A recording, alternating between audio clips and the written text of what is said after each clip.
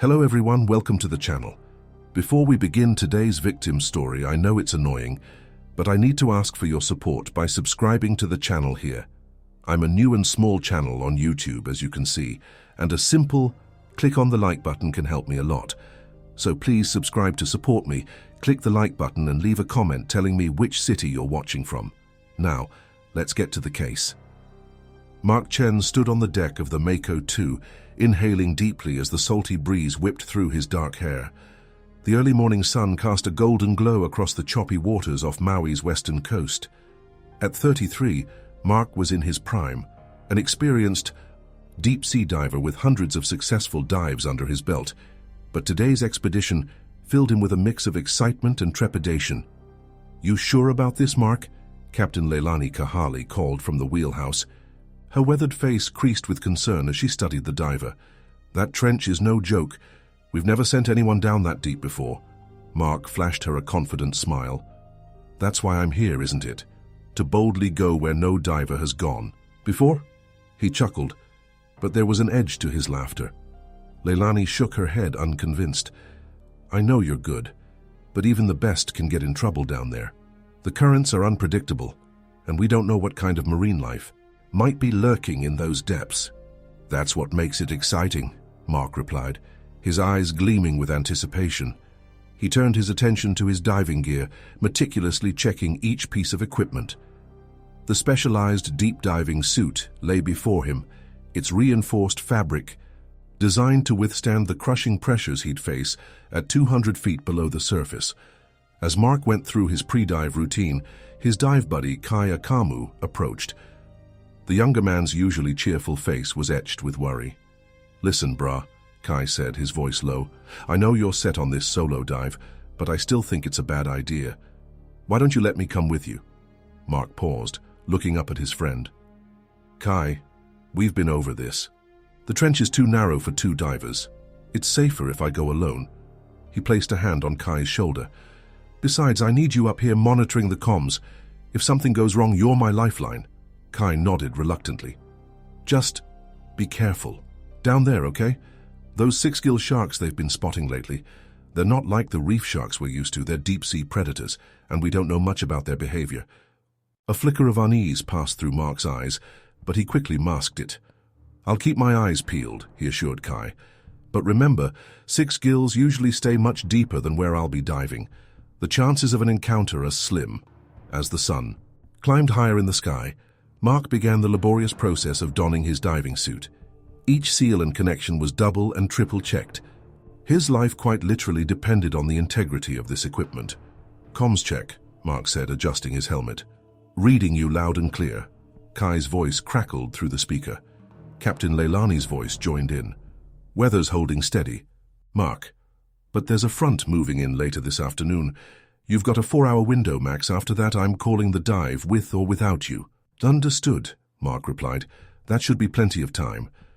As Mark approached the dive platform, the gravity of what he was about to attempt finally hit him, 200 feet down in one of the least explored areas off the Hawaiian coast. He'd be entering a world few humans had ever seen. "Hey, Mark!" Kai called out. Mark turned to see his friend holding up a small, carved wooden figure, a Hawaiian good luck charm. "Take this with you, for protection." Mark smiled, touched by the gesture. He tucked the charm into a pocket of his dive suit. "Mahalo, Kai. I'll bring it back to you safe and sound." With a final thumbs up to the crew, Mark took a giant stride off the platform and plunged into the Pacific. The cool water enveloped him, and for a moment, all was chaos and bubbles. Then his training kicked in. Mark orientated himself and began his descent, following the guideline that would lead him to the mouth of the trench. At 50 feet, the sunlight began to dim, the water taking on a deeper blue hue. Mark's breathing was steady, each inhale and exhale a conscious act. His dive computer beeped softly, reminding him to check his depth and air supply. "Passing 75 feet, Mark reported. "Visibility is good, about 30 feet. No sign of any large marine life." "Copy that," Kai's voice responded. "Everything looks good up here. How are you feeling?" "Like I'm on top of the world," Mark said with a grin. "Or maybe under it." As he descended past 100 feet, the water grew, noticeably colder, seeping through his insulated suit. The vibrant colors of the upper reef had given way to muted blues and grays. Here the sea felt older, more primordial. Mark paused at 150 feet, allowing his body to adjust to the increasing pressure. He shone his high-powered dive light around, illuminating the rocky wall of the continental shelf. Strange, ghost-like. Fish darted in and out of crevices, unaccustomed to the intrusion of light in their shadowy domain. "This is incredible," Mark breathed, his voice filled with awe. "I'm seeing species I've never encountered before. The biodiversity down here is—" His words cut off abruptly as his light caught something moving in the distance, something large. "Mark, what is it?" Kai's concerned voice came through the comm. Mark's heart raced as he strained his eyes, trying to make out the shape. It was gone as quickly as it had appeared, leaving him to wonder if it had been a trick of the light. "I'm not sure," he replied, trying to keep his voice steady. "Thought I saw something big move out there, probably just a school of fish, but deep down Mark knew it wasn't fish. The shape had been too large, too solid. A chill that had nothing to do with the water temperature ran down his spine. "Maybe you should come up, Mark." Captain Leilani's voice joined the conversation. "If there's large marine life in the area, it's not safe to continue." Mark hesitated. He was so close to his goal. The mouth of the trench was just below him, its depths promising discoveries beyond imagination. Could he really turn back now? "I'm going to continue the descent," he said firmly, "but I'll proceed with extra caution. If I see anything suspicious, I'll abort immediately." There was a moment of tense silence from the surface before Kai responded. "All right, but we're watching. Your vitals like hawks up here.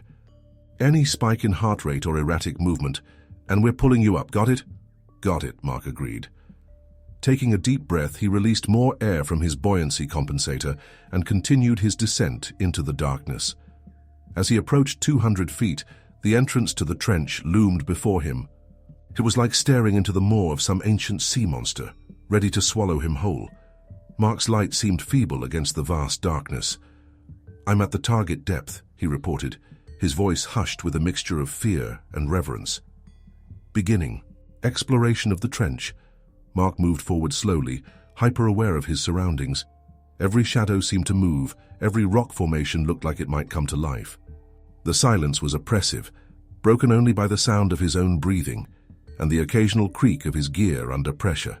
As he ventured deeper into the trench, Mark's light illuminated a world beyond his wildest dreams. Bizarre, translucent. Creatures floated by, their bodies adapted to the crushing depths.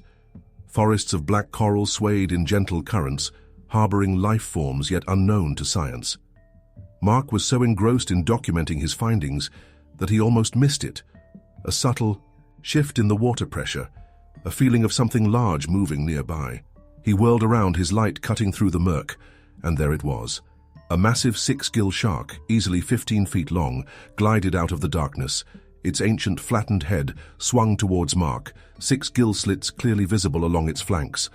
This was a creature from Earth's prehistoric past, a deep-sea predator rarely seen by human eyes. Mark's breath caught in his throat. The shark circled him slowly, its movements deliberate and purposeful. There was an intelligence in its eyes that sent shivers through Mark's body. "Guys," he whispered into his comm, unable to look away from the circling giant. "We've got company." Mark's heart pounded in his chest as he watched the massive 6-gill shark circle him. The creature's prehistoric form, virtually unchanged for millions of years, moved with an eerie grace through the dark waters. At 200 feet below the surface, the pressure was intense, but Mark's focus was entirely on the predator before him. Mark, do you copy? What kind of company?" Kai's voice crackled through the comm, tinged with worry. Mark swallowed hard, trying to keep his voice steady. "It's a 6-gill. Big one. At least 15 feet long. It's circling me."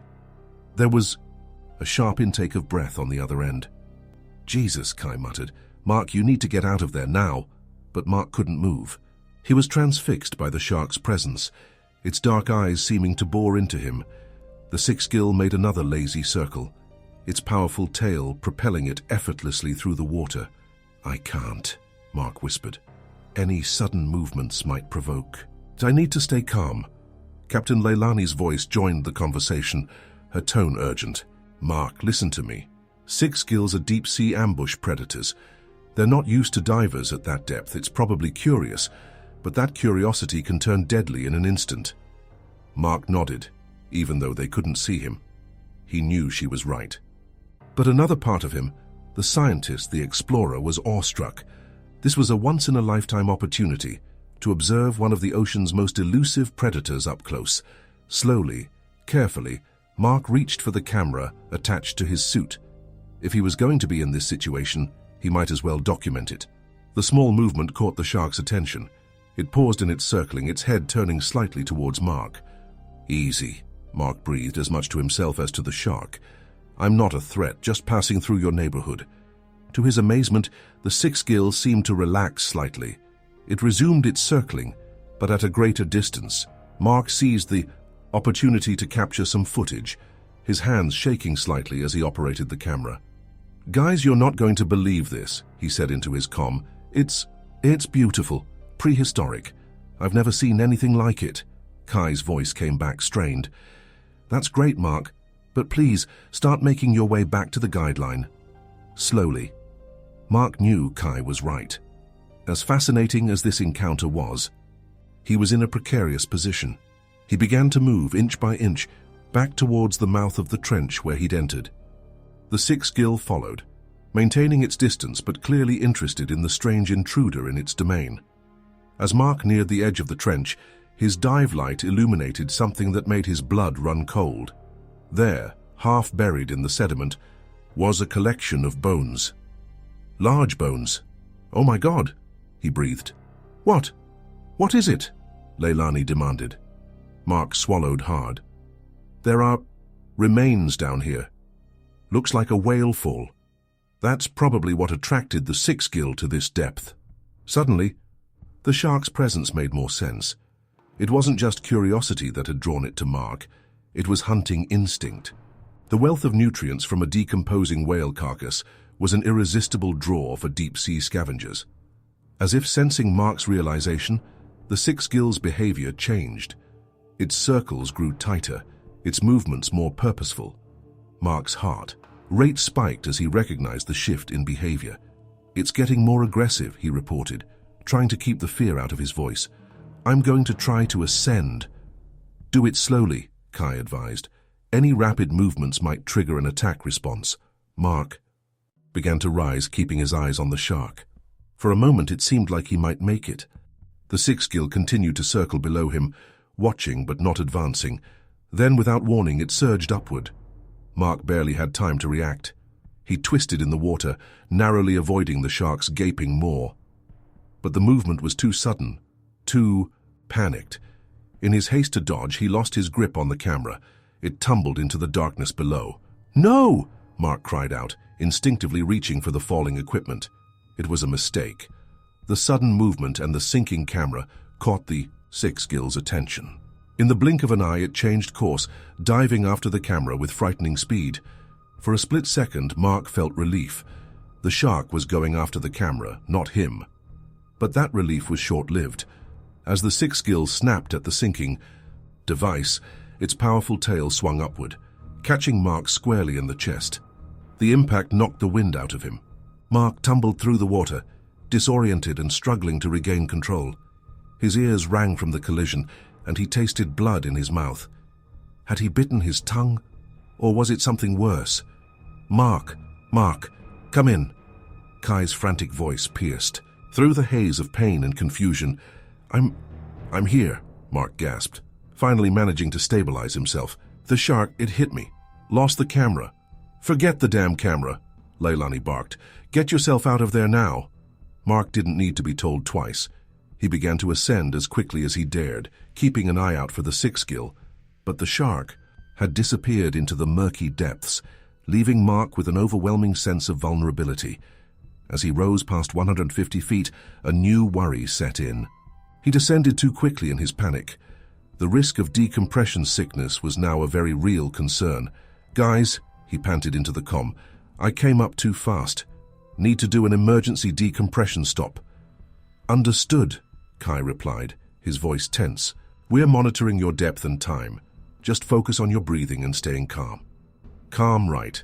Mark almost laughed at the absurdity of it. How was he supposed to stay calm when a prehistoric predator could be lurking just out of sight, ready to strike at any moment? He forced himself to take slow, deep breaths, trying to ignore the pain in his chest where the shark's tail had struck him. The adrenaline was wearing off, and he was starting to feel the full extent of his injuries. As Mark hung suspended in the water column, time seemed to stretch endlessly. Every shadow, every current sent a jolt of fear through him. He kept expecting to see the sixth gill emerge from the gloom, jaws wide and ready to strike. But as the minutes ticked by, there was no sign of the shark. Had it lost interest? Or was it biding its time, waiting for the perfect moment to attack? Mark, your heart rate is elevated. Kai's voice broke through his spiraling thoughts. Try to relax. The shark is probably long gone by now. Mark wanted to believe him, but the memory of those ancient predatory eyes was seared into his mind. He'd seen the intelligence there, the calculated hunting instinct of a creature that had survived for millions of years in one of the harshest environments on Earth. As he completed his decompression stop and began his final ascent, Mark felt a mix of relief and lingering dread. The encounter with the sixth gill had been both terrifying and awe-inspiring. He had glimpsed a world few humans ever see, witnessed the raw power and beauty of one of the ocean's most enigmatic predators. But as the sunlight grew stronger and the familiar silhouette of the Mako 2 came into view, Mark couldn't shake the feeling that he'd had a brush with something primordial and dangerous, something that perhaps humans weren't meant to encounter. As he broke the surface, gasping in the fresh air, Mark heard the cheers and shouts of the crew. Hands reached down to help him aboard, voices overlapping in a cacophony of relief and concern. But even as he was pulled to safety, Mark found himself looking back at the dark waters below. Somewhere down there in the crushing depths, the sixth gill shark continued its ancient existence, a living fossil patrolling the underwater trenches of Hawaii. And despite the terror he'd experienced, despite the close call and the injuries, a part of Mark knew he would never forget the moment he locked eyes with that magnificent creature. It was a reminder of the ocean's enduring mysteries and the primal power that still lurked in its depths. As the crew fussed over him, checking his vitals and peppering him with questions, Mark's mind was already racing, reliving every moment of the encounter. He knew that this dive, this brush with the sixth gill would change him forever. The question was how? Mark winced as the ship's doctor, Dr. Amelia Santos, pressed gently on his ribs. The adrenaline from his encounter with the sixth gill shark had worn off, leaving him acutely aware of every ache and pain. "Well, you're lucky," Dr. Santos said, straightening up. "Nothing's broken, but you've got some nasty bruising. You'll be sore for a while." Mark nodded, his mind still reeling from the events underwater. "Thanks, Doc," he mumbled, pulling his shirt back on with a grimace. Captain Leilani stood nearby, her arms crossed and her expression stern. "That was too close, Mark. Way too close. I knew this dive was pushing it, but I never expected—" I know, Mark interrupted, holding up a hand. "But Leilani, you should have seen it. That shark. It was incredible. Terrifying, yeah, but incredible." Leilani's frown deepened. "Incredible or not, it nearly killed you. We're heading back to shore. No arguments." As if to punctuate her words, a low rumble of thunder echoed across the water. The storm front they'd been warned about was rolling in faster than expected. Kai burst into the cabin, his face flushed with excitement. "Mark, you're not going to believe this. The backup camera on your suit? It caught everything." Mark's eyes widened. In the chaos of the encounter, he'd completely forgotten about the secondary camera attached to his diving helmet. "Let's see it," he said, wincing as he stood up.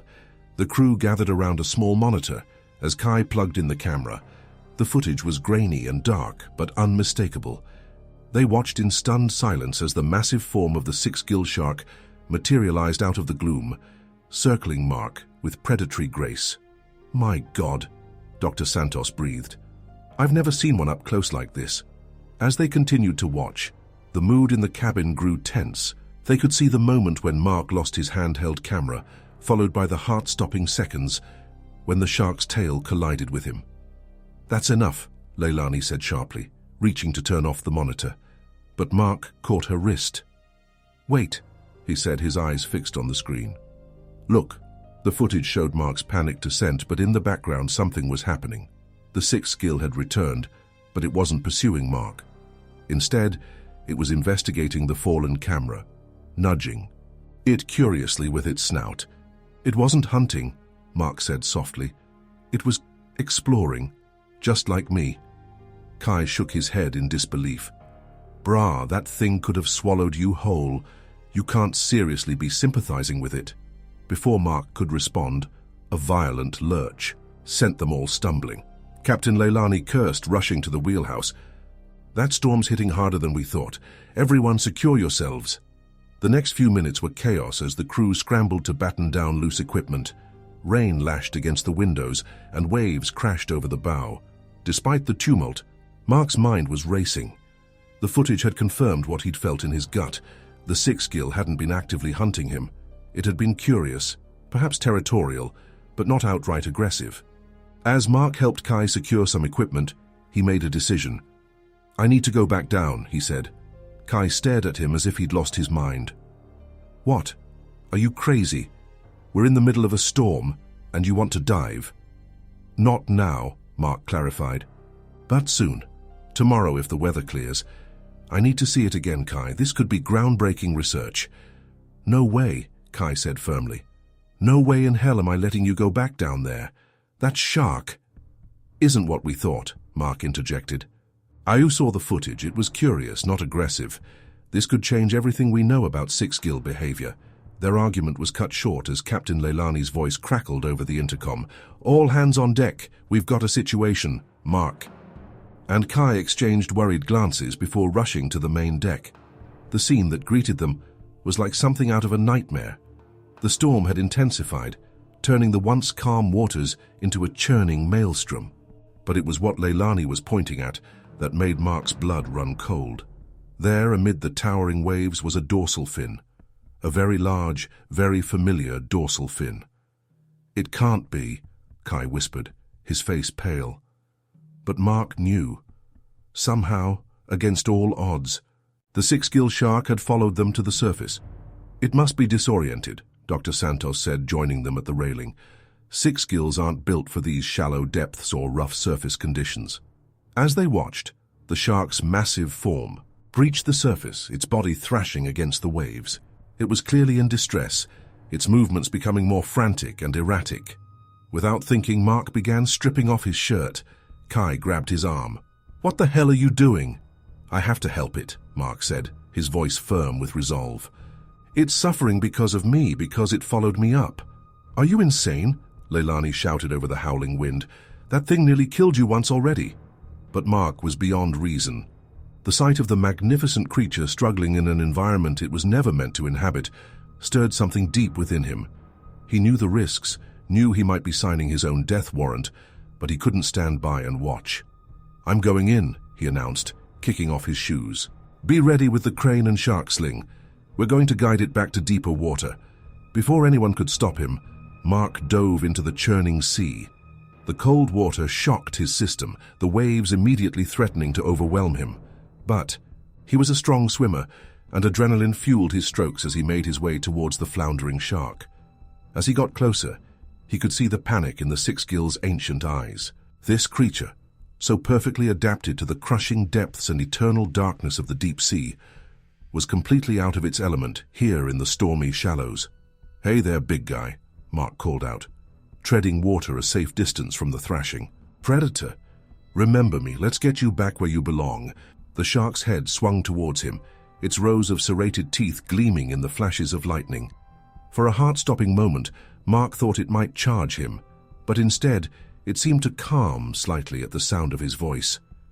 Slowly, cautiously, Mark began to swim in a wide arc, trying to guide the shark towards deeper water. To his amazement, it began to follow, as if recognizing him as a lifeline in this alien world. From the Mako 2, the crew watched in disbelief as man and shark moved through the turbulent waters. Kai had the crane ready with the sling, prepared, to assist if the shark showed signs of aggression or if Mark got into trouble. As they swam, Mark found himself talking to the shark, his voice carrying over the crash of waves. That's it, easy does it. "You don't belong up here, beautiful. Let's get you home." The minutes stretched on, feeling like hours. Mark's muscles screamed with exhaustion, the cold seeping into his bones. But he pressed on, driven by a mix of scientific fascination and a strange sense of kinship with this ancient predator. Finally, they reached the drop-off where the continental shelf plunged into deeper waters. The shark seemed to sense the change, its movements becoming more purposeful. "This is it," Mark called out to the boat. "It's going to dive." As if on cue, the six-gill's powerful tail propelled it downward.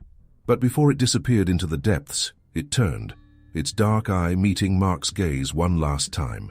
In that moment, Mark felt a connection that transcended millions of years of evolution, a mutual recognition between two explorers of the deep.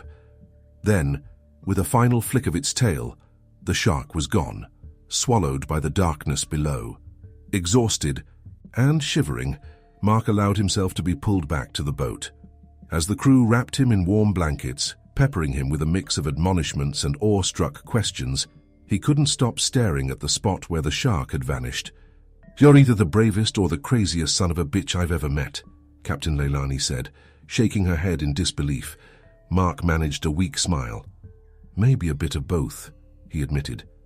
As the Mako 2 turned back toward shore, the storm began to abate.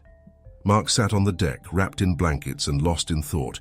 He knew that what he'd just experienced would change the course of his life and career. The encounter with the six-gill had opened his eyes to a world of possibilities, a depth of connection with the ocean he'd never imagined possible. As the first rays of sunlight broke through the dissipating storm clouds, Mark made a silent vow. He would return to the depths, not as an intruder but as a student. The six-gill had given him a glimpse into an ancient world, and he was determined to learn all he could, to bridge the gap between their two realms. The ocean, he realized, still held secrets beyond his wildest dreams, and he was just beginning to scratch the surface. Mark sat in the sterile hospital room, his ribs wrapped tightly and an IV drip feeding into his arm. The events of the past 24 hours played on an endless loop in his mind. The initial encounter with the six-gill shark, the storm, and his reckless dive to guide the disoriented creature back to deeper waters.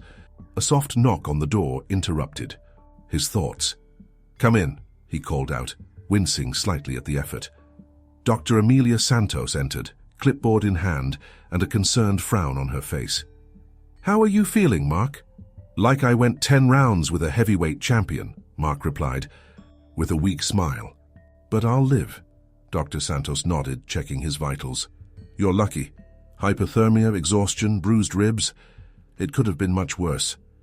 "What were you thinking diving into that storm?" Mark's eyes lit up despite his fatigue. "I had to. Doc, you didn't see it up close. That shark, it was magnificent. Terrifying, yes, but also incredible. I couldn't just let it suffer." The doctor sighed, shaking her head. "Be that as it may, you took an enormous risk. Not just with the shark, but with the decompression sickness from your earlier rapid ascent. We're still monitoring you for delayed symptoms." As if on cue, a sharp pain lanced through Mark's joints, causing him to grimace. Dr. Santos noticed immediately, her frown deepening. "That's what I was afraid of," she muttered, making a note on her clipboard. "We're going to need to get you into the hyperbaric chamber, just to be safe." Mark nodded, trying to hide his discomfort. "Whatever you say, Doc, but first I need to talk to Kai. Is he here?" As if summoned by his name, Kai appeared in the doorway, his usual cheerful demeanor, subdued by worry.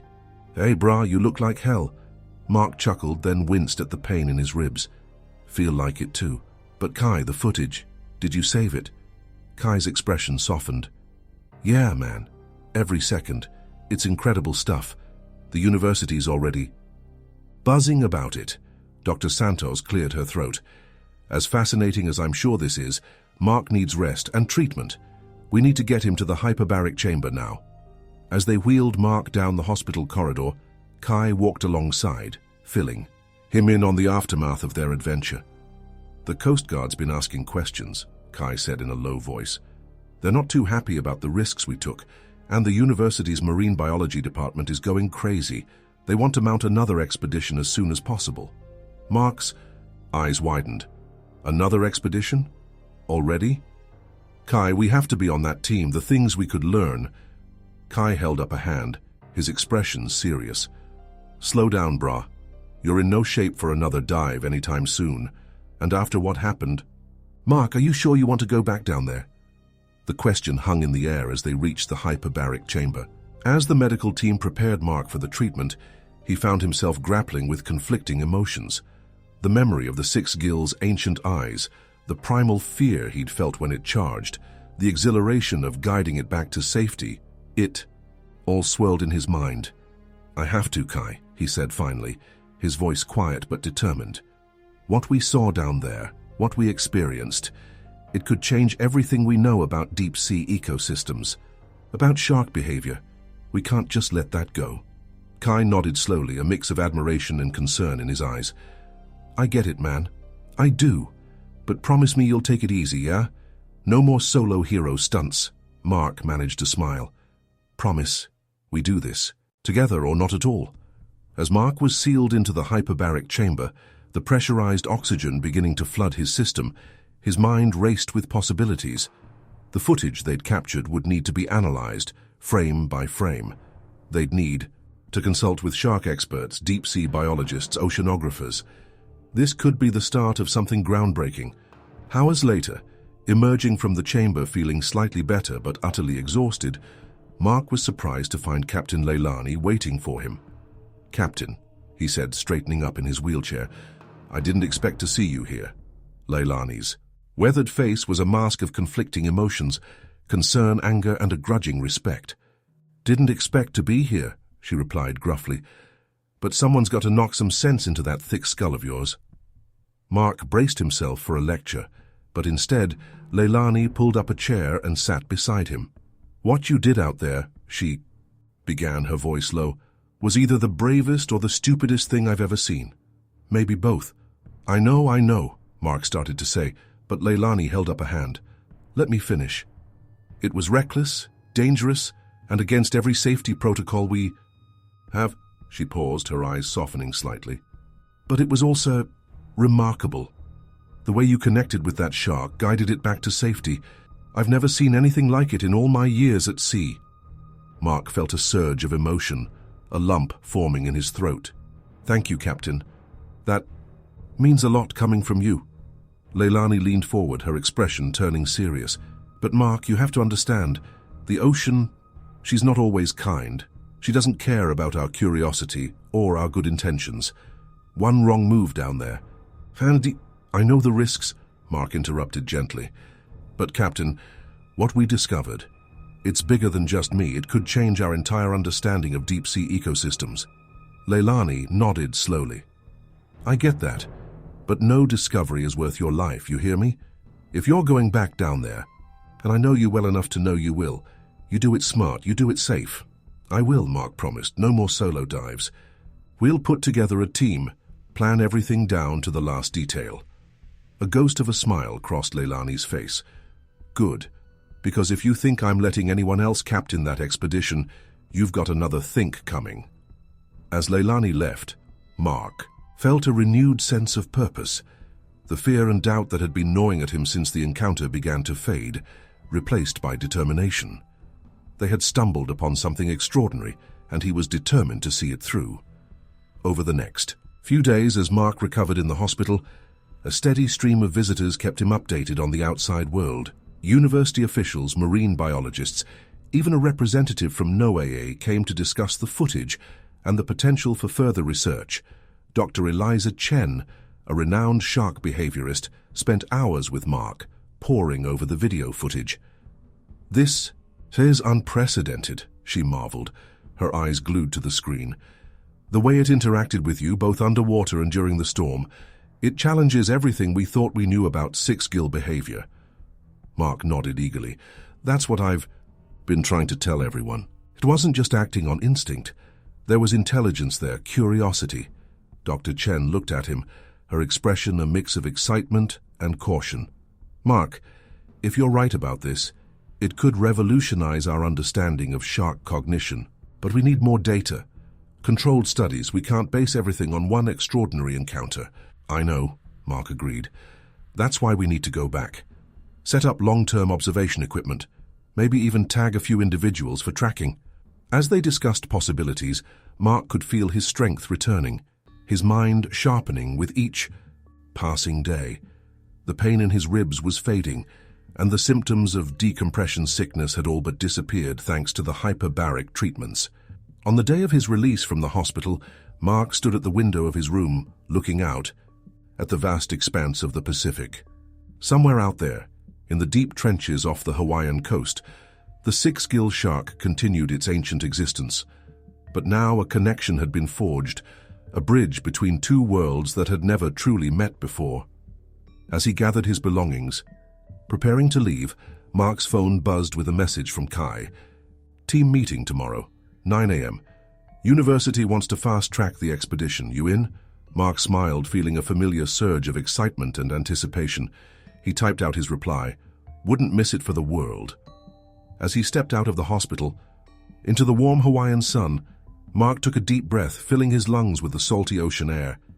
The encounter with the six-gill had changed him, shown him glimpses of a world he'd only dreamed of before. And now he was more determined than ever to unlock its secrets. The deep was calling, and Mark Chen was ready to answer. The conference room at the University of Hawaii's Marine Science Department buzzed with anticipation. Mark Chen sat at the head of the table, still bearing the fading bruises from his encounter with the six-gill shark. But his eyes were bright with excitement. Around him sat a diverse group of experts. Kai, his loyal dive partner, Captain Leilani, her weathered face set in a cautious frown, Dr. Eliza Chen, the shark behaviorist, and several other marine biologists and oceanographers. Dr. Kekoa Palakiko, the head of the department, called the meeting to order. All right, folks, we're here to discuss the proposed expedition to study the six-gill shark population off the Kona coast. Mark, why don't you start us off? Mark nodded, standing up with a slight wince. Thanks, Dr. Palakiko. As you all know, our recent dive resulted in an unprecedented encounter with a six-gill shark at a depth of 200 feet. This is far shallower than their typical habitat, which raises numerous questions about their behavior and range. He clicked a remote, and footage from his dive played on the large screen behind him. The room fell silent as they watched the massive shark circle Mark, its ancient eyes gleaming in the beam of his dive light. What you're seeing here, Mark continued, his voice tight with controlled excitement, is not just a random encounter. This shark displayed curiosity, intelligence, and most surprisingly, a lack of aggression despite the invasion of its territory.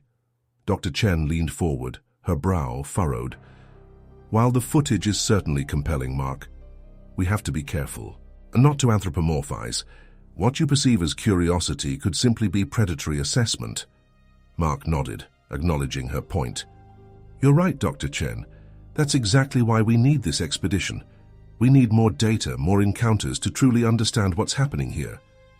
Captain Leilani spoke up, her voice gruff with concern. And how exactly do you propose to get this data? Another deep dive.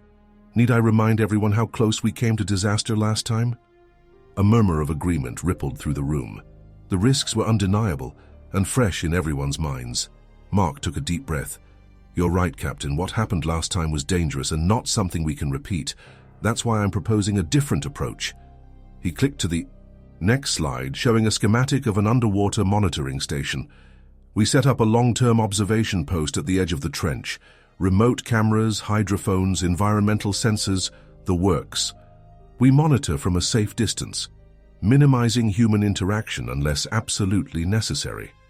The room buzzed with discussion as the experts considered the proposal. Dr. Palakiko held up a hand for silence. It's an intriguing idea, Mark, but the costs for such an operation would be substantial, not to mention the logistical challenges of maintaining equipment at that depth. Kai, who had been quiet until now, spoke up. What if we combined it with other research projects? The trench ecosystem is largely unexplored.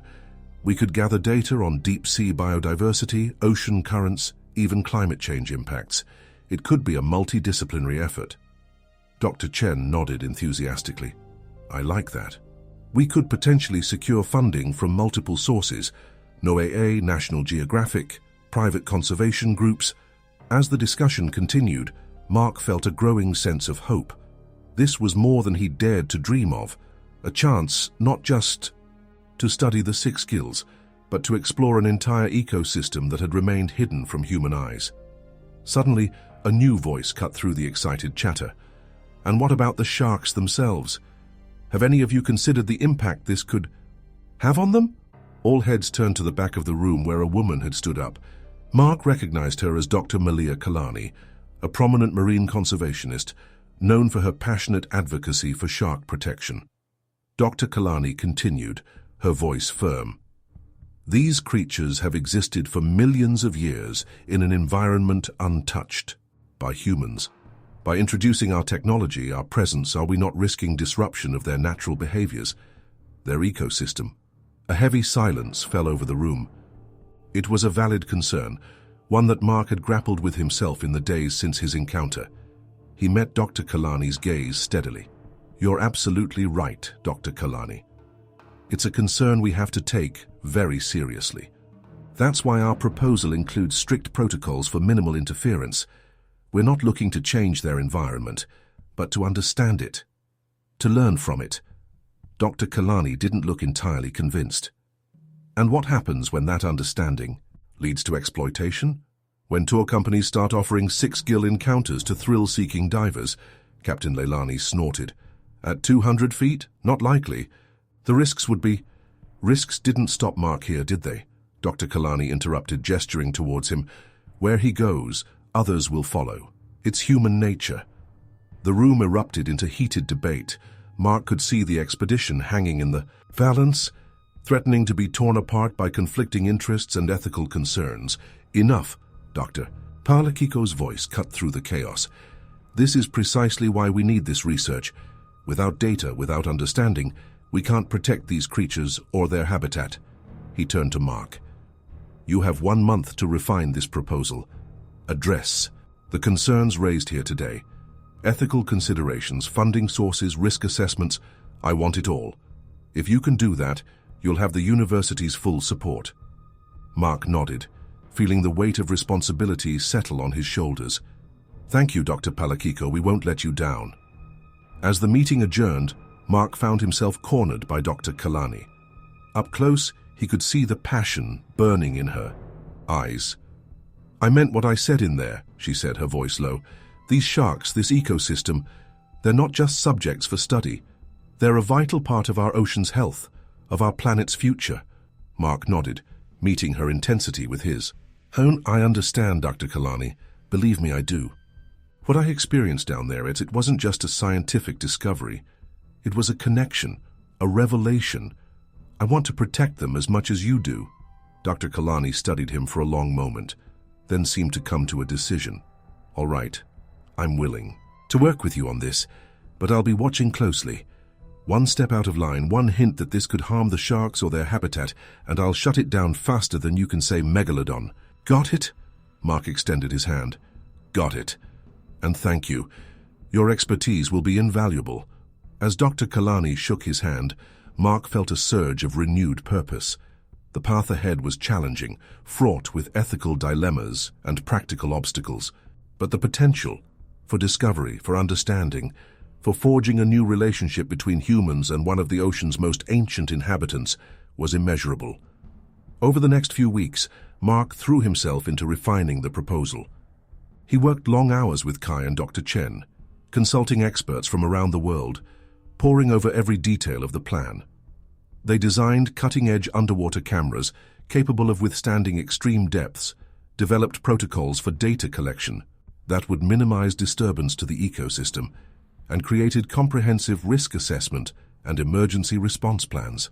Dr. Kalani proved to be a demanding but invaluable collaborator, challenging their assumptions and pushing them to consider the long-term implications of their work.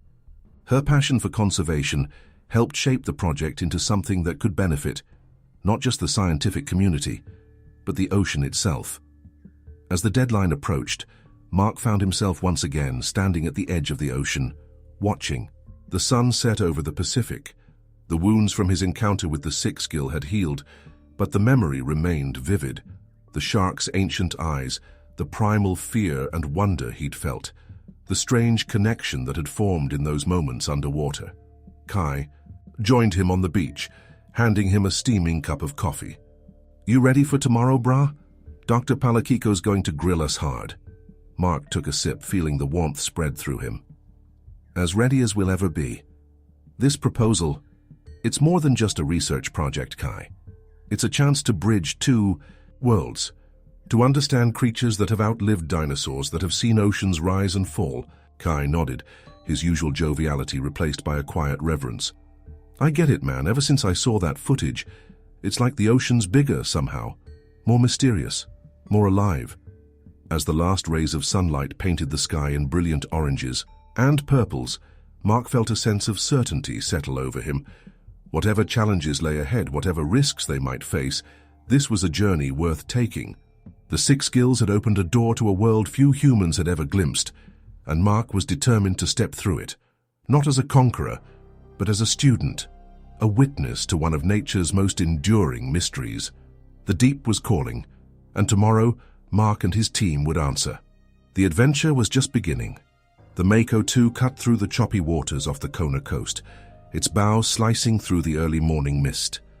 Mark Chen stood at the railing, his eyes fixed on the horizon where the deep blue of the Pacific met the lightening sky. 6 months of preparation had led to this moment, the launch of their groundbreaking six-gill shark study. "You ready for this?"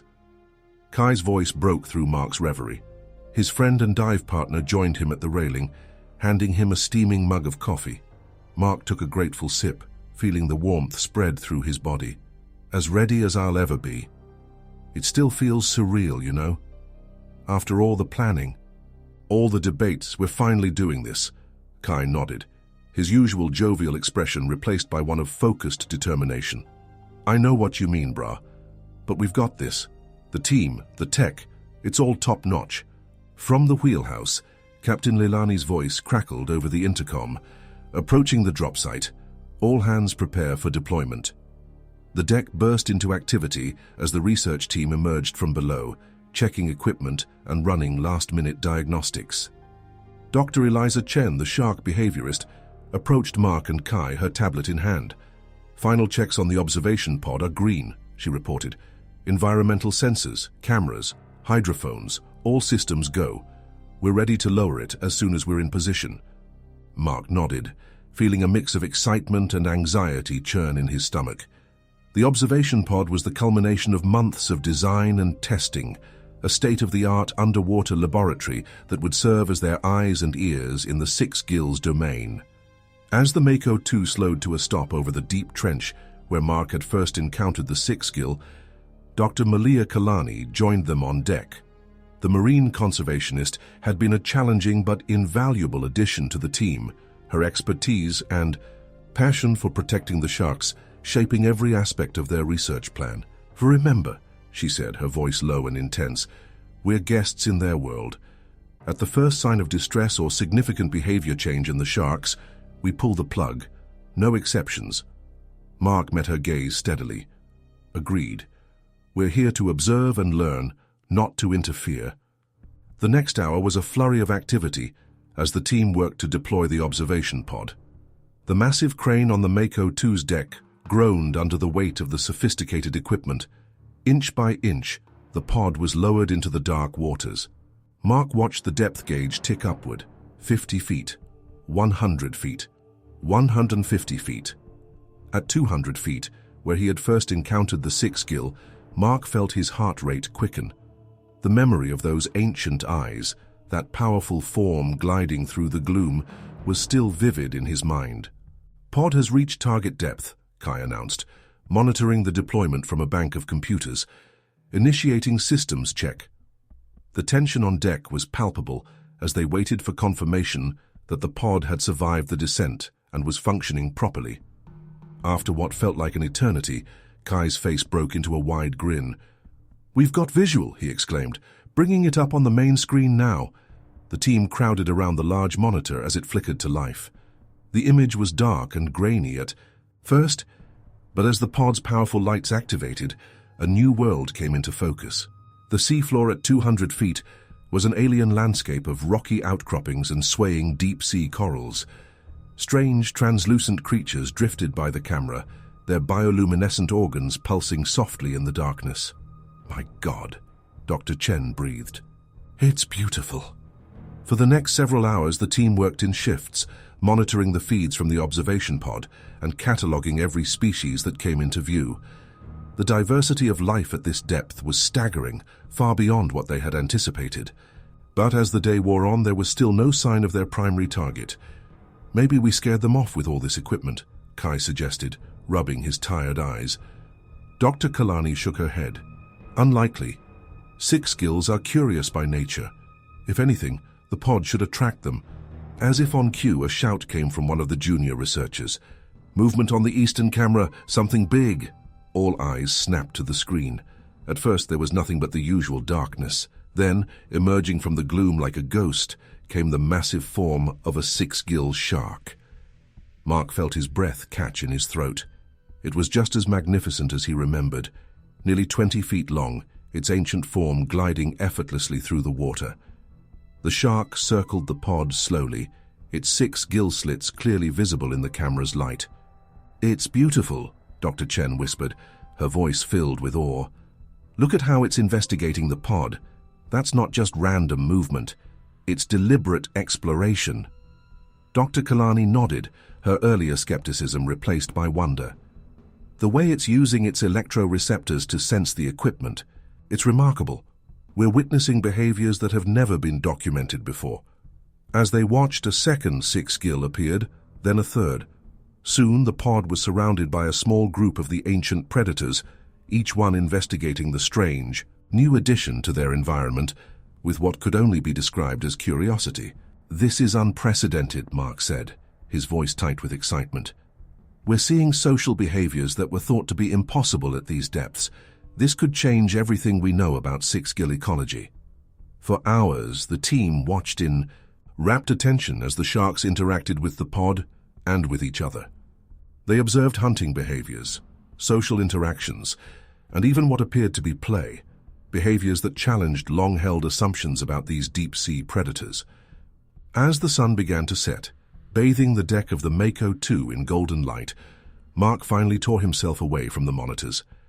He stepped out onto the deck, taking a deep breath of the salty air. Captain Leilani joined him, her weathered face creased with a rare smile. "Quite a day, eh?" Mark nodded, still processing everything they had witnessed. "It's more than I ever dreamed possible, Captain. We're just scratching the surface of what these creatures can teach us." Leilani's expression grew serious. "Just remember what you're dealing with, Mark. Those sharks down there, they're not pets or science projects. They're wild animals, apex predators that have survived for millions of years. Respect that." "Always," Mark assured her. "This isn't about conquering or controlling. It's about understanding, about learning to coexist with a part of our world that we've barely begun to comprehend." As the stars began to appear in the darkening sky, the team gathered on deck for a debrief.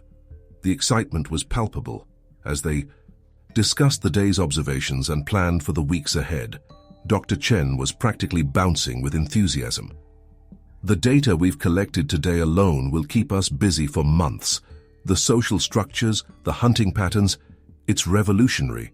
Dr. Kalani, while more reserved, couldn't hide her own excitement. "I have to admit I had my doubts about this project, but what we've seen today, it's not just scientifically significant, it could be a game changer for conservation efforts." As the meeting wound down, Mark found himself standing at the railing once more, looking out over the dark waters. Somewhere, below in the inky depths, the 6-gills continued their ancient existence, unaware of the stir they had caused in the world above. Kai joined him, clapping a hand on his shoulder. "Penny for your thoughts, brah." Mark smiled, his mind still reeling from the day's events. "I'm thinking about connections, Kai, about how we're all part of this vast, interconnected web of life. Those sharks down there, they're not just subjects of study. They're our distant cousins, fellow travelers on this blue planet." Kai nodded, uncharacteristically thoughtful. "Deep, man, but I get it. After today, the ocean feels bigger somehow, more alive." As the Mako 2 began its journey back to port, Mark felt a profound sense of purpose settle over him. They had taken the first steps on an incredible journey of discovery, one that promised to reveal secrets of the deep that had remained hidden for millions of years. But with that excitement came a deep sense of responsibility. The six gills had survived the rise and fall of continents, the coming and going of ice ages. They had outlived the dinosaurs and witnessed the evolution of humanity from afar. Now, as humans finally entered their realm, it fell to Mark and his team to ensure that this meeting of two worlds would be one of mutual respect and understanding. The deep had called, and they had answered. The adventure was only beginning, and the mysteries of the six-gill sharks were waiting to be unraveled, one dive at a time. The control room hummed with activity as Mark Chen leaned over the bank of monitors, his eyes fixed on the grainy footage streaming in from the underwater observation pod. 3 weeks into their expedition, and the team had settled into a rhythm, taking shifts to monitor the six-gill sharks' activities around the clock. "We've got movement on the eastern quadrant," Kai called out, his fingers flying over the keyboard. As he adjusted the camera angles, "Looks like the big female is back." Mark straightened up, his fatigue forgotten as excitement coursed through him. They had begun to recognize individual sharks by their unique markings and behaviors, and this particular female, dubbed Mano Nui by the team, had shown an unusual level of interaction with their equipment. "Get Dr. Chen in here," Mark instructed, one of the junior researchers. "She'll want to see this." As they watched, Mano Nui circled the pod, her massive form gliding gracefully through the murky waters. Her 6 gill slits pulsed rhythmically as she investigated the array of sensors and cameras with what could only be described as curiosity. Dr. Eliza Chen burst into the control room, her hair disheveled from sleep. "What have we got?" she asked. Breathlessly, "Mano Nui's back," Kai replied, not taking his eyes off the screen, "and she's brought friends." Sure enough, 2 more 6 gills had appeared on the periphery of the camera's range. They moved with purpose, seeming to follow Mano Nui's lead as she continued her inspection of the pod. "This is incredible," Dr. Chen murmured, her voice filled with awe. "We're seeing clear evidence of social behavior, possibly even a hierarchical structure. This goes against everything we thought we knew about 6-gill sharks." Mark nodded, his mind racing with the implications. "We need to get this data to Dr. Kalani. Her conservation team will want to factor this into their protection strategies." As if summoned by her name, Dr. Malia Kalani's voice crackled over the ship's intercom. "Mark, Kai, get up here. We've got a situation." Exchanging worried glances, Mark and Kai hurried to the deck of the Mako 2. The pre-dawn air was heavy with moisture, a thick fog obscuring the horizon. Dr. Kalani stood at the railing, her face grim as she peered through a pair of high-powered binoculars. "What's going on?" Mark asked as they approached. Dr. Kalani handed him the binoculars without a word. Mark raised them to his eyes, scanning the misty waters. At first he saw nothing but grey waves. Then a flash of movement caught his attention. "Is that?" he began, his voice trailing off as realization dawned. "A fishing boat," Dr. Kalani confirmed, her tone hard. "And not just any fishing boat. That's the Okuma Maru. They're known deep-sea poachers." Mark felt his stomach drop. The presence of poachers this close to their research site could spell disaster for the 6 gills they had been studying. "How did they find this spot?" Kai asked, his usual easygoing demeanor replaced by anger. "This area is supposed to be protected." Dr. Kalani's expression darkened. "Money talks, and there's a black market for 6 gill parts, their fins, their oil. To some, the rarity only makes them more valuable." Mark's mind raced, thinking of Mano Nui and the other sharks they had been observing. The thought of those magnificent creatures being hunted for their parts made his blood boil. "We have to stop them," he declared, already moving towards the ship's radio. "We'll call the Coast Guard. Get them out here before what?" Captain Leilani's voice cut through the tension. The older woman had appeared on deck, her weathered face creased with concern. "By the time the authorities get here, those poachers will be long gone, and we're not equipped to confront them ourselves." A heavy silence fell over the group as the reality of their situation sank in. They were scientists, researchers, not law enforcement. Taking on a boat of armed poachers was beyond their capabilities, and could put the entire expedition at risk. There has to be something we can do, Kai insisted, his fists clenched at his sides. Dr. Kalani's eyes suddenly lit up with an idea. Maybe there is. Mark, how close can we get the observation pod to the surface without compromising its structural integrity? Mark blinked, caught off guard by the question. Maybe 50 feet. But why would we... He stopped short as he realized what she was suggesting. You want to use the pod to scare them off? Dr. Kalani nodded, a determined glint in her eye. If we can't confront them directly, maybe we can make this spot too risky for them to fish. We bring the pod up, use its lights and acoustic equipment to simulate a larger vessel or even a submarine. Make them think the authorities are already here. Captain Leilani stroked her chin thoughtfully. It's risky. If they realize it's a bluff, we could be in real danger. It's a risk we have to take, Mark said firmly. Every minute we wait is another minute those sharks are in danger. The next hour was a flurry of activity as the team worked to implement Dr. Kalani's plan. Mark and Kai manned the controls of the observation pod, carefully guiding it up from the depths while Dr. Chen reprogrammed its external lights and acoustic systems. As the pod neared the surface, Mark's heart raced. This was far beyond anything they had planned for when designing the equipment. If something went wrong, months of research could be lost in an instant. Pod at 60 feet and holding, Kai reported, his voice tight with tension. Activating external systems now. The monitors flared to life as the pod's powerful lights cut through the murky water. The acoustic system began emitting a low, pulsing sound, similar to the sonar of a large ship. On deck, Dr. Kalani watched through her binoculars as the poaching vessel suddenly came to life. She could see figures moving frantically on its deck, clearly caught off guard by the sudden appearance of lights and sound beneath them. It's working, she called down to the control room. They're pulling up their gear. Mark allowed himself a moment of hope, but it was short-lived. We've got a problem, Kai announced, his voice urgent. The pressure change is affecting the pod's buoyancy system. We're rising too fast. Mark's hands flew over the controls, trying to stabilize the ascending pod. Cut power to the external systems, he ordered. We need to conserve energy for the stabilizers. The lights flickered and died, plunging the waters back into darkness. For a heart-stopping moment, Mark feared they had lost the pod entirely.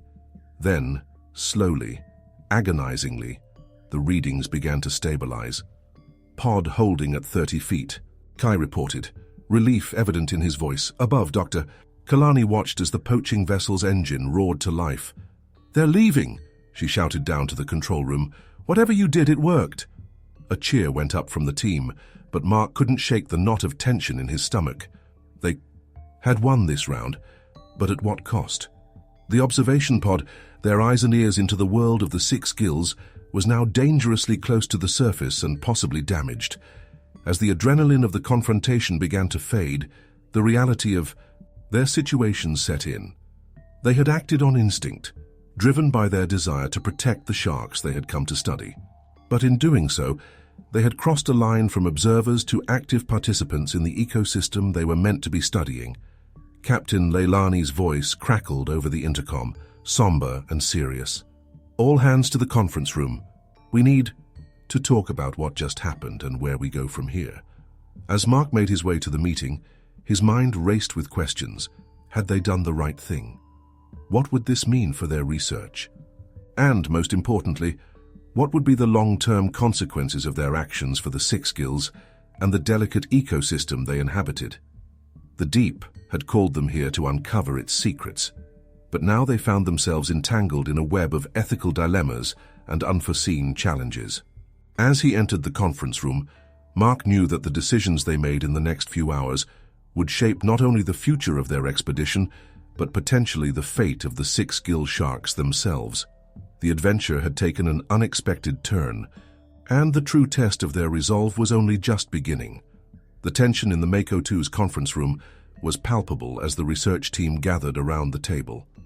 Captain Leilani stood at the head, her weathered face etched with concern. Mark Chen sat with his hands clasped tightly, still feeling the adrenaline from their confrontation with the poachers. "All right, people," Leilani began, her voice gruff. "We need to address what just happened and decide on our next steps.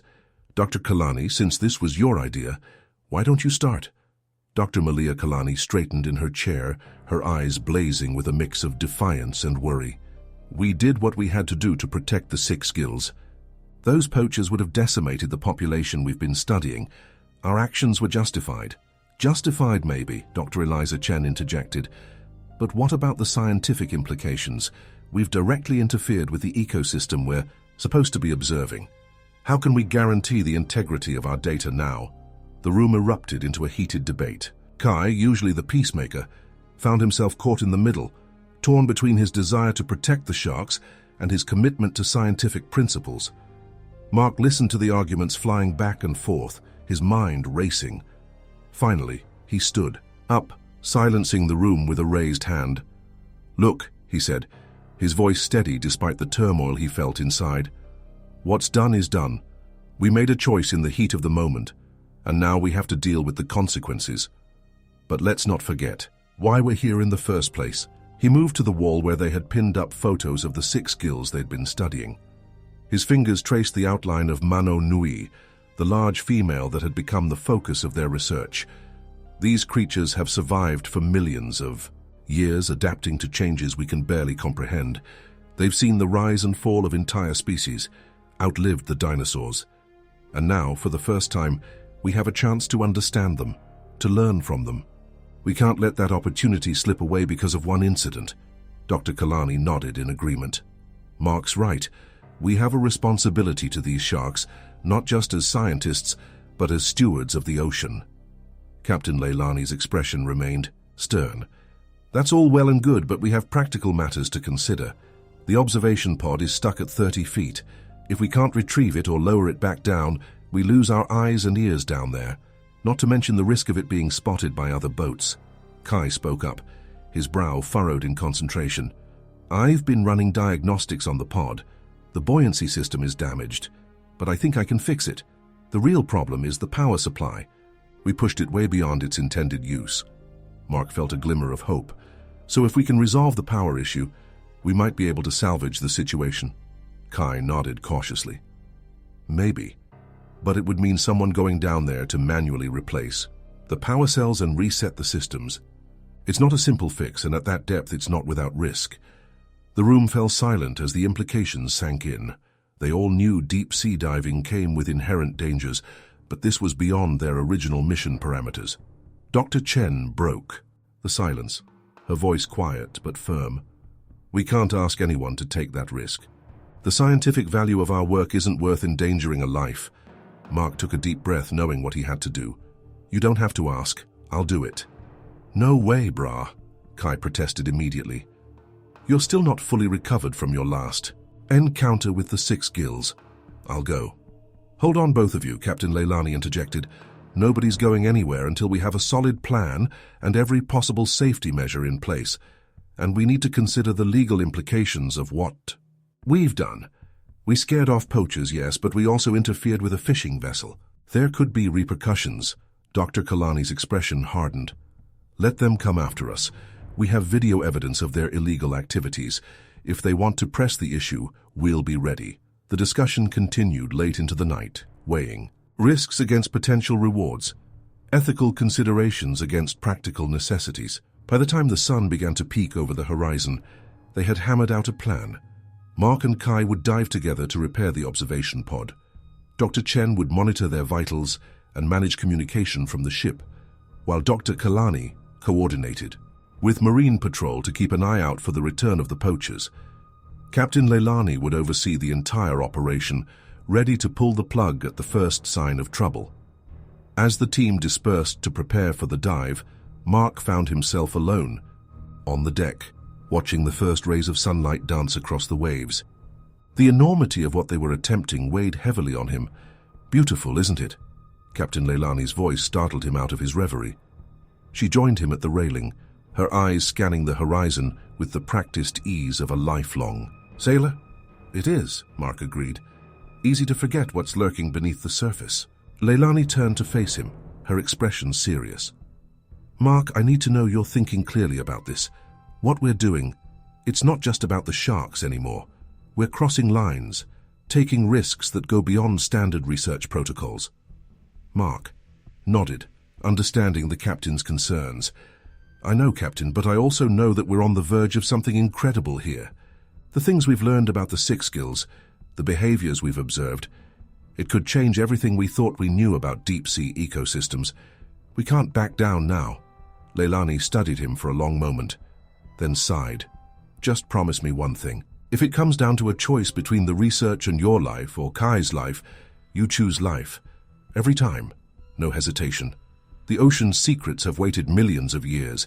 They can wait a bit longer if they have to." "I promise," Mark said, solemnly extending his hand. Leilani shook it firmly, sealing the pact between them. As the sun climbed higher in the sky, the Mako 2 became a hive of activity. Dive gear was checked and double-checked, emergency protocols were reviewed, and last-minute adjustments were made to the repair plan. Mark and Kai stood on the dive platform, running through their final equipment checks. The observation pod hung, suspended in the water nearby, its lights dark, waiting to be revived. "You ready for this, brah?" Kai asked, his usual grin replaced by a look of determined focus. Mark nodded, taking a deep breath to center himself. "As ready as I'll ever be. Let's go make history." With a final thumbs up to the team on deck, Mark and Kai plunged into the water. The familiar embrace of the ocean enveloped them, the surface world fading away as they descended into the realm of the Six Gills. As they approached the observation pod, Mark felt a mix of anxiety and exhilaration.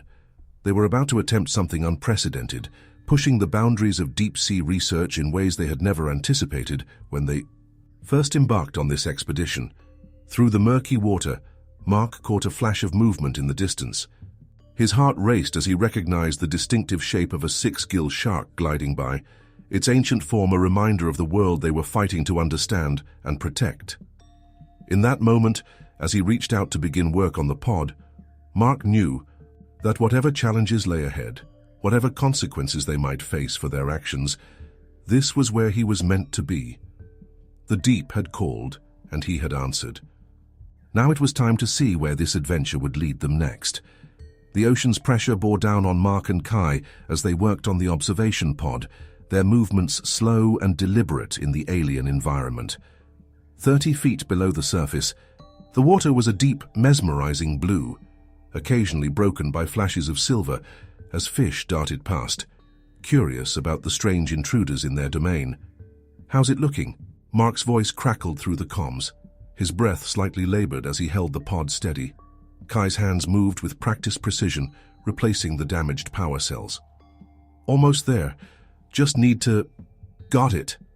He closed the access panel with a satisfying click. "Powering up now." They watched with bated breath as lights flickered to life across the pod's surface. Slowly, the mechanical whir of servos and pumps filled the water around them. "Control." "This is Chen," Mark called out. "Pod is powering up. How are readings topside?" Dr. Eliza Chen's voice came through, tense but clear. "We're receiving telemetry. All systems appear to be..." "Wait." There was a pause that seemed to stretch for eternity. "We've got a problem. The buoyancy control isn't responding. The pod is still locked at this depth." Mark and Kai exchanged worried glances through their dive masks. This was the scenario they'd feared, a partial recovery that left them in limbo. "What are our options?" Mark asked, already running through possibilities in his mind. Captain Leilani's gruff voice joined the conversation. "We can't leave it here. It's too close to the surface, too visible. We either find a way to sink it back down to operational depth, or we bring it up and abort the mission." The weight of the decision pressed down on Mark, heavier than the ocean. Around him, months of research, the breakthrough observations they'd made, all of it hung in the balance. "Give us a few minutes," he finally said. "Kai and I are going to take a closer look at the buoyancy system. Maybe there's something we missed." As they worked, a shadow passed overhead. Mark looked up, expecting to see the hull of the Mako 2. Instead, his blood ran cold at the sight of a much larger vessel. "Control, we've got company," he reported, trying to keep the alarm out of his voice. "Large boat directly above us. Please tell me that's a friendly." The silence that followed was answer enough. When Dr. Malia Kalani's voice came through, it was tight with tension. "It's the Okuma Maru. The poachers are back." Mark's mind raced. They were trapped between the malfunctioning pod and a boat full of potentially armed poachers. Any wrong move could turn this already dangerous situation deadly. "Okay, new plan," he said, forcing calm into his voice. "Kai, we're going to manually override the buoyancy system. We need to get this pod down to at least 100 feet. Can you do it?" Kai nodded, already moving to the control panel. "I can. Try, but Mark, if we mess this up—" "I know," Mark cut him off, "but we don't have a choice. We can't let them find the pod, and we sure as hell can't let them start dropping lines down here." As Kai worked, Mark kept his eyes on the surface, watching for any sign of movement from the poachers. The stillness was unnerving, broken only by the occasional ping of sonar sweeping the area. "Got it," Kai's triumphant whisper came through the comms. "Releasing ballast now." The pod shuddered, then began to sink, slowly at first, then with increasing speed. Mark and Kai kicked hard, struggling to keep up with the descending equipment. "Control pod is descending," Mark reported between labored breaths. "We're following it down depth of 60 feet and 70. Dr. Chen's voice came back, fraught with worry. "Mark, Kai, your dive plan wasn't rated for this depth. You need to start ascending now." But Mark knew they couldn't. Not with the poachers still above, not with the pod potentially visible. They had to see this through. "Negative, Control. We're staying with the pod. Depth, 90 feet, 100. The pressure was intense now, pushing against every inch of their bodies. Mark's lungs burned with the effort of breathing the compressed air. He could see Kai struggling beside him, but his friend gave a determined thumbs up. Finally, at 120 feet, the pod stabilized. It hovered in the water column, its lights casting an eerie glow in the now dark waters. "Pod stable at 120 feet, Mark reported, his voice strained. "Initiating emergency ascent now." As they began their careful rise, mindful of the need for decompression. "Stops." A new voice crackled through the comms. It was Dr. Kalani, and she sounded more excited than worried. "Mark, Kai, you're not going to believe this. The pod's cameras are operational and, well, you need to see this for yourselves." Confused but curious, Mark and Kai paused at their first decompression stop. Dr. Kalani patched the pod's video feed through to their dive masks. The image that filled their vision took their breath away. A group of six-gill sharks, at least 5 of them, were circling the pod. But it wasn't their presence that was remarkable. It was their behavior. The sharks were interacting with each other in ways never before documented. They nudged each other, swam in synchronized patterns, and even appeared to be communicating through complex body language. "Are you seeing this?" Kai's voice was filled with awe. "I see it," Mark replied, his fatigue forgotten in the face of this incredible discovery. "But I don't believe it. This is revolutionary." As they watched, one shark in particular caught Mark's attention. It was larger than the others, with distinctive scarring along its flank. With a jolt, he recognized it as Mano Nui, the female they had been studying for weeks. Mano Nui approached the pod, her movements deliberate and curious. She circled it once, twice, then did something that defied all scientific understanding of shark behavior. She gently nudged the pod with her snout, almost as if testing it. "Dr. Chen, are you recording this?" Mark asked, his voice barely above a whisper. Every second came the breathless reply. "Mark, this footage, it's going to change everything we thought we knew about six-gill social structures." As they continued their ascent, making the necessary decompression stops, Mark's mind whirled with the implications of what they had just witnessed. The six gills weren't just surviving in this environment. They were thriving, displaying complex, social behaviors that had never been observed in any deep-sea shark species. By the time they broke the surface, the Okuma Maru was long gone, likely scared off by the prolonged presence of the research vessel. But Mark barely registered this as he and Kai were helped aboard the Mako 2. The deck erupted in a flurry of activity. Medical checks were performed, equipment was stowed, but all anyone could talk about was the incredible footage from the pod. "I've already sent preliminary data to our colleagues at the university," Dr. Chen said, her eyes bright with excitement. "They're calling it a breakthrough in marine behavioral science." Captain Lilani approached, her usual stern expression softened by a hint of pride. "You two took one hell of a risk down there," she said gruffly. "But I can't argue with the results. Well done." As the initial excitement began to die down, The team gathered in the ship's lab to review the footage in detail. Hours passed as they pored over every second, analyzing each movement, each interaction. "Look at this," Dr. Kalani pointed out, freezing the video on a frame showing two sharks swimming in perfect synchronization. This level of coordination suggests a highly developed social structure. We're seeing evidence of behaviors previously thought impossible in sharks, let alone deep-sea species. Mark nodded, his exhaustion forgotten in the face of this scientific goldmine. "And see how they're interacting with the pod? That's not just curiosity, it's almost like they're trying to communicate with it." Kai leaned in, studying the footage closely. "You know what this reminds me of? Those stories about dolphins and whales approaching divers, like they're trying to make contact." A thoughtful silence fell over the group as they considered the implications of Kai's observation.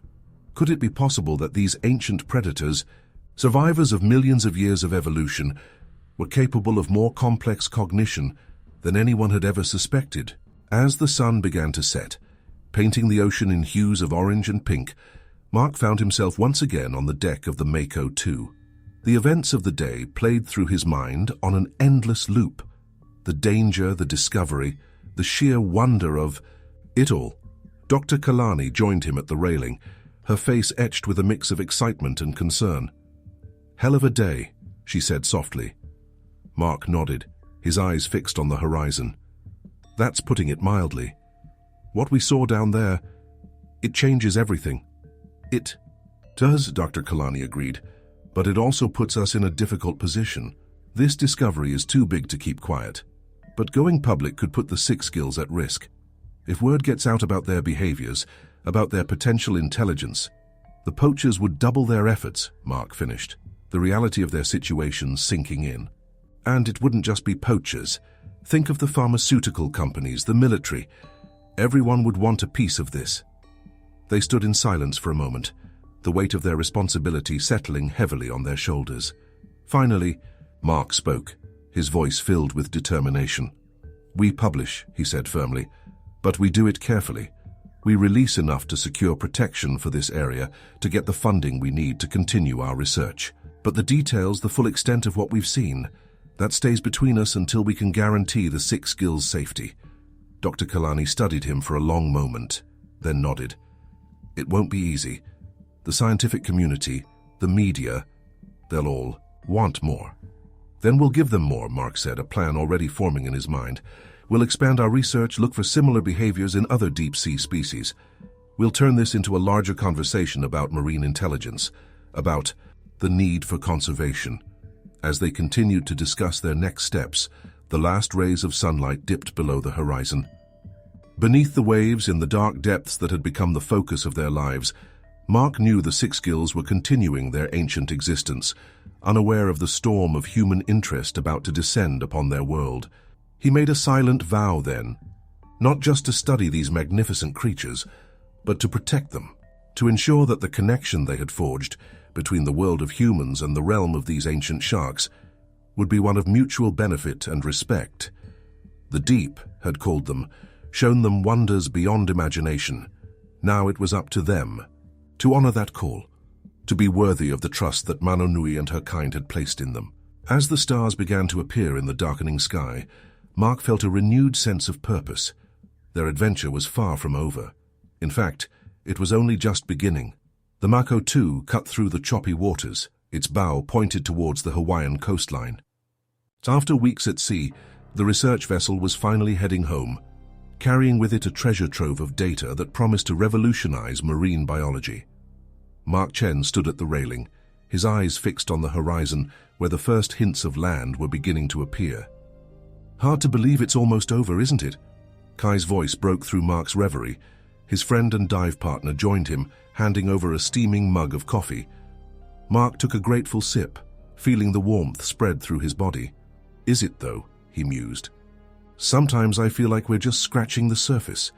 Their conversation was interrupted by Dr. Eliza Chen, who approached with a tablet in hand, her face a mix of excitement and concern. "Latest analysis just came in from the university," she announced. "You're going to want to see this." The three of them huddled around the screen, their eyes widening as they took in the information. The data from their final days of observation had revealed patterns in the six gills' behavior that defied all previous understanding of shark cognition. "Look at this sequence here," Dr. Chen pointed out, her finger tracing a complex graph.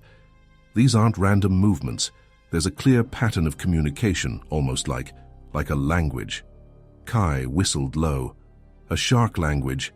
That's going to ruffle some feathers in the scientific community." Mark nodded, his mind racing with the implications. "We need to call a team meeting. Everyone needs to be on the same page before we dock." Within minutes, the ship's conference room was packed.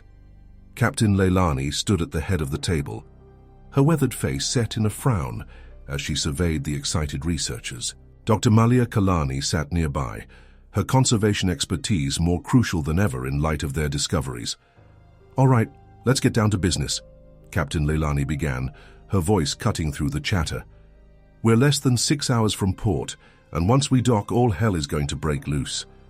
We need a game plan." Dr. Kalani leaned forward, her eyes intense. "I've been in touch with my contacts at the National Marine Sanctuaries. They're ready to fast-track protection for our research site, but they need more than just our word. They need proof. Proof we have in spades," Kai interjected, gesturing to the stacks of hard drives containing their data and footage. "The question is, how much do we release?" A heavy silence fell over the room. They all understood the delicate balance they were trying to strike, providing enough information to secure protection for the six gills, while not revealing so much that it would spark a gold rush of exploitation. Mark stood up, feeling the weight of all eyes upon him. "We release the basics," he said, his voice firm. "Evidence of complex social structures, hints at communication patterns, enough to justify immediate conservation measures. And the rest?" "Doctor," Chen asked, voicing the question on everyone's mind. Mark took a deep breath. "We hold it back. For now, we say we need more time to analyze, more research to confirm our findings. It's not a lie. We do need more data to fully understand what we've seen."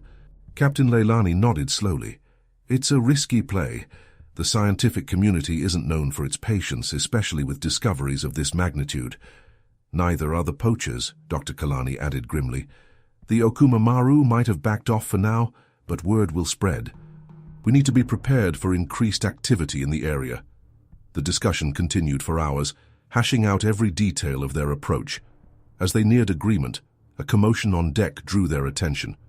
Racing outside, they found a crowd, gathered at the port railing, pointing excitedly at the water. Mark's heart leaped as he recognized the distinctive shape cutting through the waves alongside the ship. "Mano Nui," he breathed, scarcely believing his eyes.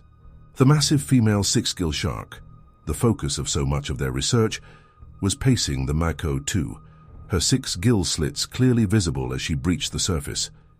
It was unprecedented behavior, a deep-sea shark following them into shallower coastal waters. "This is incredible," Dr. Chen exclaimed, her camera already out and recording. "She's way outside her normal depth range. The physiological stress alone should be—" Her words trailed off as Mano Nui did something that defied all scientific understanding. The shark rolled onto her side, her ancient eye fixing directly on the humans watching from the deck.